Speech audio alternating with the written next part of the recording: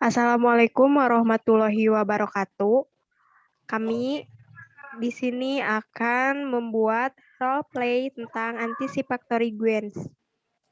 Anticipatory guidance merupakan suatu upaya yang dilakukan oleh perawat dalam membimbing orang tua tentang tahapan perkembangan anak, sehingga orang tua sadar akan apa yang terjadi dan mengetahui apa yang harus dilakukan untuk memenuhi kebutuhan sesuai dengan tahapan usia anak. Fase prainteraksi. Ibu Yuyun adalah seorang ibu berusia 26 tahun yang memiliki anak balita bernama Sulis, berusia 4 tahun. Saat ini, Ibu Yuyun sedang menemani anaknya yang dirawat di salah satu ruangan di Rumah Sakit Raja Wali karena pagi tadi terpeleset di lantai yang masih licin. Pada pukul 10, perawat 1 langsung menuju ke ruangan untuk melakukan pengkajian dan bimbingan kepada Ibu Yuyun selaku orang tua pasien. Fase orientasi. Mengucapkan salam. Assalamualaikum Ibu. Assalamualaikum Adek. Perkenalan. Ibu permisi, saya Suster Alvina, panggil saja Suster Vina. Ibu, saya suster yang bertugas di ruangan ini dari pukul 7 pagi hingga pukul 2 siang nanti. Ibu kalau ada apa-apa bisa panggil saya di ruang perawat. Sebelumnya, apa benar saya sedang berbicara dengan Ibu Yuyun, orang tua dari Sulis, yang beralamat di Jalan Raja Wali Barat nomor 32? Iya benar Ibu, anak saya mau diapakan ya? Saya sekarang mau memeriksa kondisi anak Ibu. Bagaimana, Bu? Oh iya, silakan suster.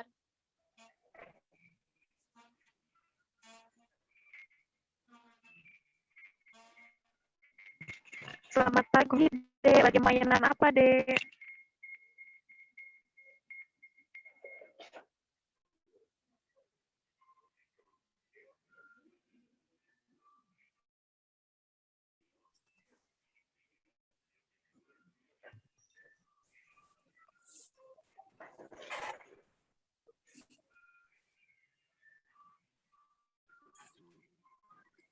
Alvin, ulang dong. Tadi aku habis keluar. Selamat Ini pagi, ya. Dek. Lagi mainan apa, Dek? Lagi mainan boneka. Itu namanya boneka apa? Boleh suster tahu?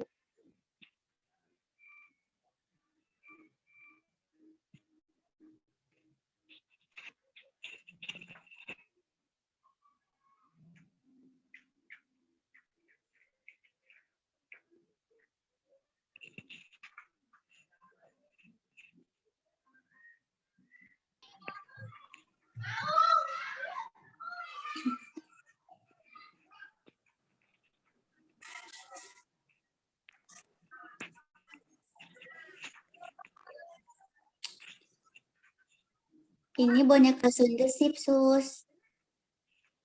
Lucu banget deh bonekanya. Iya, Suster. Sulis juga suka sekali sama boneka ini.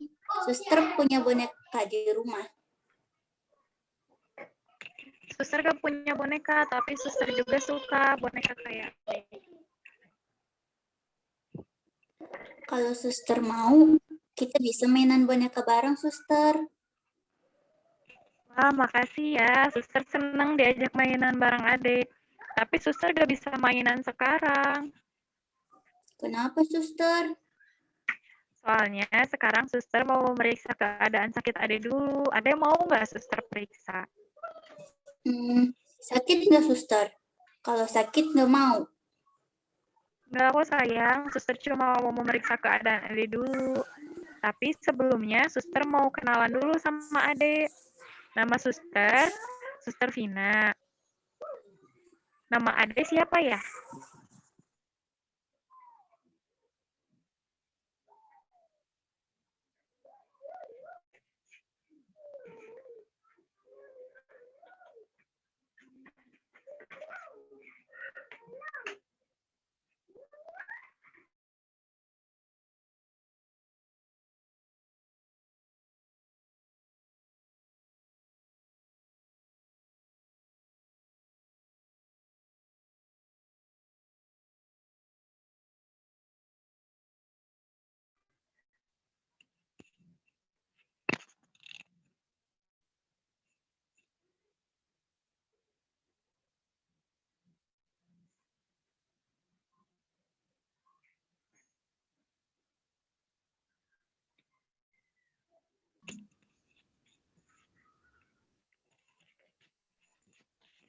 Yuk.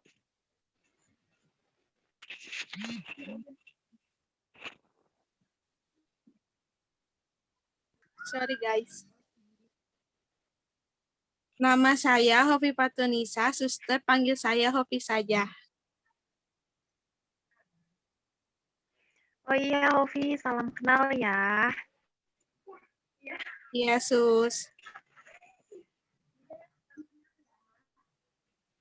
Hovi, gimana perasaannya sekarang? Kaki masih sakit sedikit, terus kepala agak pusing. Iya, maka dari itu nanti suster periksa ya, biar kakinya nggak sakit lagi dan juga kepalanya nggak pusing lagi. Iya, sus. Fase kerja. Membaringkan pasien tidur terlentang dan mengatur posisi yang nyaman bagi pasien. Dan mulai melakukan prosedur pemeriksaan fisik yang meliputi inspeksi dan palpasi pada memar di kaki pasien. Infeksi. Melihat memar di kaki pasien, palpasi menyentuh memar di kaki pasien dan memeriksa kepala pasien. Fase terminasi.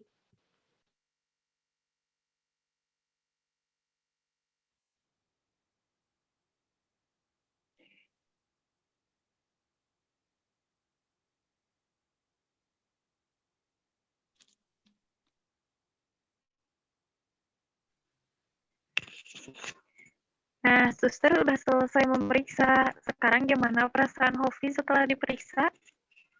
Mendingan, sus, tapi masih agak sakit kakinya. Alhamdulillah ya sayang, suster senang dengarnya. Iya, kalau kakinya masih sakit, nanti suster kasih obat ya buat kakinya. Iya, suster, tapi pahit ya, suster, obatnya. Kalau ada yang mau sembuh, harus mau minum obat ya sayang. Iya, suster. Setelah pemeriksaan ini, nanti jam 1 siang, suster kesini lagi ya buat ngasih obat. Iya, suster. Antisifaktoriguens pada orang tua pasien. Ibu, saya sudah selesai melakukan pemeriksaan untuk hari ini. Iya, suster, bagaimana keadaan anak saya? Kondisi memar anak ibu sudah mulai membaik. Anak ibu juga sudah tidak terlalu rasa sakit lagi di memarnya. Nanti pukul 1 siang, saya akan kembali lagi ke sini untuk memberi obat dan salep untuk mengobati memar anak ibu.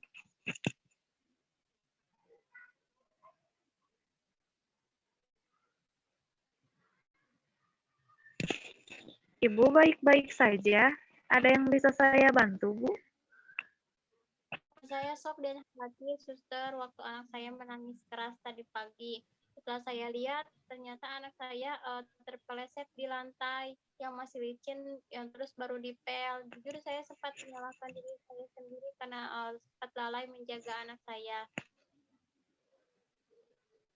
Tidak apa-apa, Bu. Ibu masih sangat muda dan masih banyak kesempatan untuk belajar menjaga anak ibu, agar kedepannya lebih baik lagi. Kalau tidak keberatan, saya ingin menjelaskan anticipatory guidance atau bimbingan antisipasi kepada ibu. Tujuannya yaitu untuk memberikan bimbingan terkait tahap perkembangan anak. Waktunya sekitar 5-10 menit. Tempatnya bisa dilakukan di ruangan saya. Apakah ibu bersedia? Bersedia, Sus. Saya ingin mendapatkan pengetahuan agar saya bisa membimbing dan menjaga anak saya lebih baik lagi. Saya sadar bahwa saya menikah di usia yang cukup muda, yaitu pada umur 21 tahun, sehingga saya kekurangan informasi tentang cara membimbing anak yang baik dan benar. Baik, Bu. Kalau ibu bersedia, mari ikuti saya, Bu. Kemudian Ibu Yuyun masuk ke ruang perawat. Baik, Bu. Seperti yang sebelumnya sudah saya katakan, Di sini saya akan menjelaskan kepada Ibu tentang anticipatory guidance. Sebelumnya, apakah Ibu tahu apa itu anticipatory guidance? Saya baru mendengarnya sekarang. Baik, Bu. Anticipatory guidance merupakan suatu upaya yang dilakukan oleh perawat dalam membimbing orang tua tentang tahap perkembangan anak, sehingga orang tua sadar akan apa yang terjadi dan mengetahui apa yang harus dilakukan untuk memenuhi kebutuhan sesuai dengan tahapan usia anak. Bimbingannya apa aja, Sus? Apakah ada bimbingan agar saya bisa menjaga anak saya untuk lebih baik lagi? Tentu ada, Bu. Di anticipatory guidance akan dijelaskan mengenai tahapan usia perkembangan anak, apa yang harus orang tua lakukan, bahaya umum yang harus diperhatikan, serta pencegahan kecelakaan. Oh iya, baik, Sus.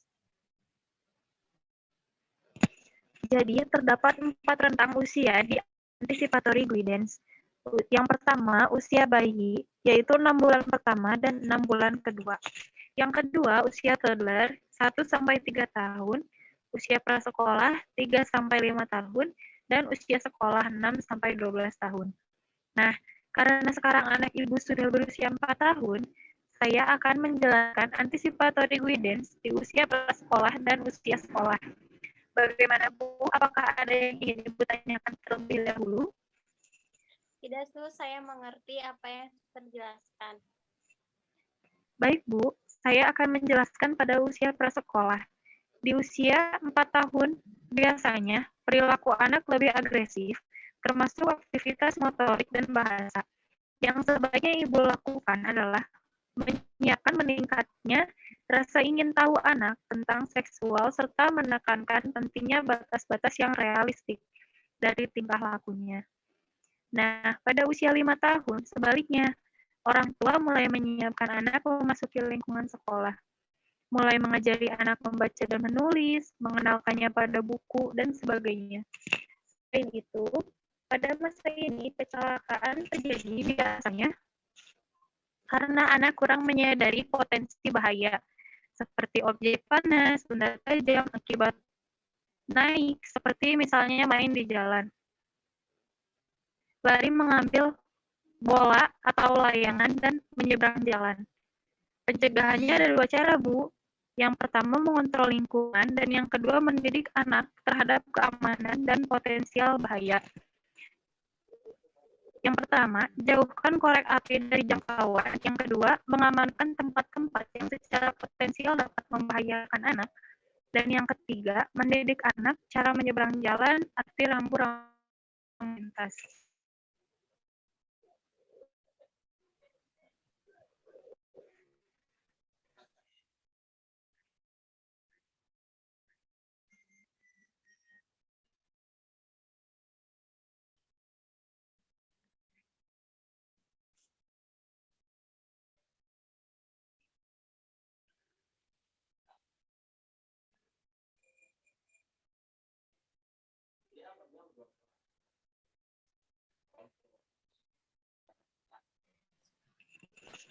Bagaimana, Bu?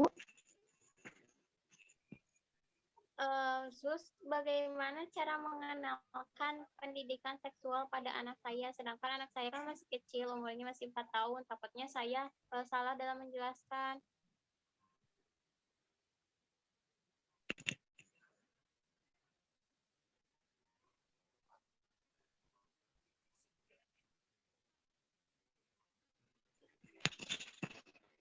Dengan cara memberitahu anak Ibu bagian-bagian mana saja yang tidak boleh disentuh oleh orang lain kecuali dirinya sendiri, yaitu bagian-bagian yang hanya bisa.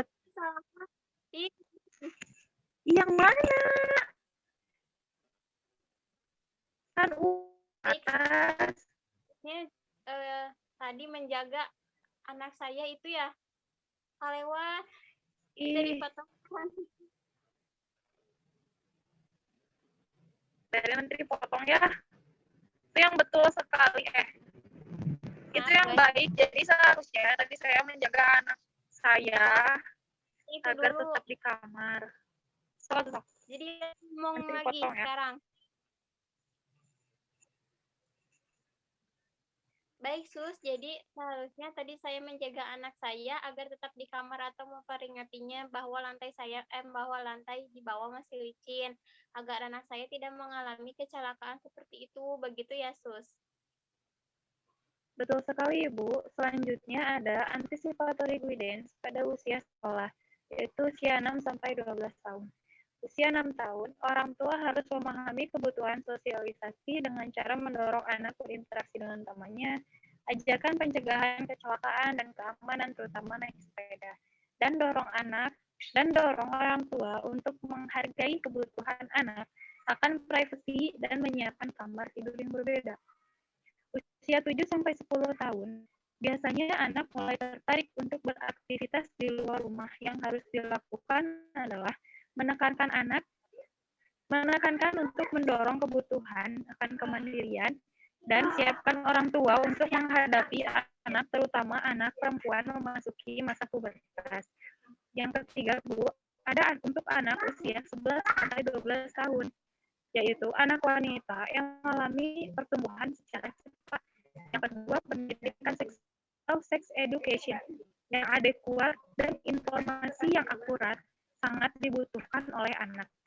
Nah, pada usia sekolah ini, anak biasanya sudah berpikir sebelum bertindak secara aktif dalam kegiatan seperti mengendarai sepeda, mendaki gunung, berenang, dan yang harus orang tua perhatikan untuk mencegah kecelakaan pada anak adalah yang pertama, berikan pendidikan tentang aturan lalu lintas kepada anak. Yang kedua, apabila anak suka berenang, ajarkan aturan yang aman dalam berenang. Yang ketiga, awasi anak saat menggunakan alat berbahaya seperti gergaji, alat listrik. Dan yang terakhir, ajarkan anak untuk tidak menggunakan alat yang bisa meledak atau terbakar.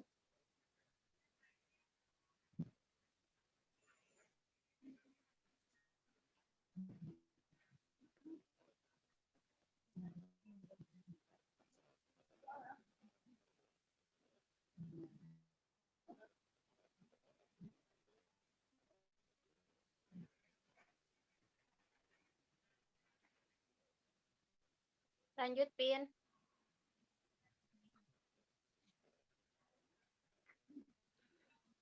Baik, Bu, mungkin itu yang bisa saya jelaskan tentang anticipatory guidance pada usia prasekolah dan usia sekolah. Sebelumnya, ada yang ingin ditanyakan, Bu? Terus, bagaimana cara memperkenalkan pendidikan seksual kepada anak saya? Kan anak saya masih kecil, usianya masih 4 tahun. Takutnya jika saya menjelaskan ada kesalahan gitu, Sus. Di usia anak Ibu, pendidikan seksual bisa dilakukan dengan menjelaskan kepada anak bahwa ada bagian tubuh tertentu yang tidak boleh disentuh oleh orang lain.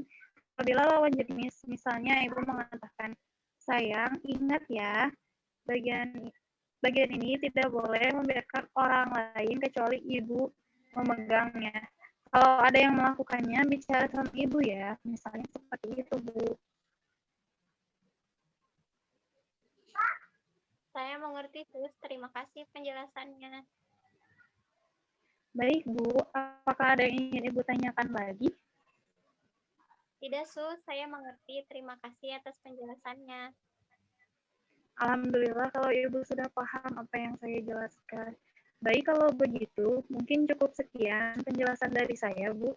Jika Ibu membutuhkan bantuan, Ibu bisa memanggil saya ke sini atau memencet bel di samping kasur anak Ibu. Saya juga nanti akan mengecek ulang dan memberikan obat pada anak Ibu pukul 1 siang. Baik, Sus. Terima kasih. Saya izin pamit. Assalamualaikum. Ya, Ibu. Waalaikumsalam. Sudah.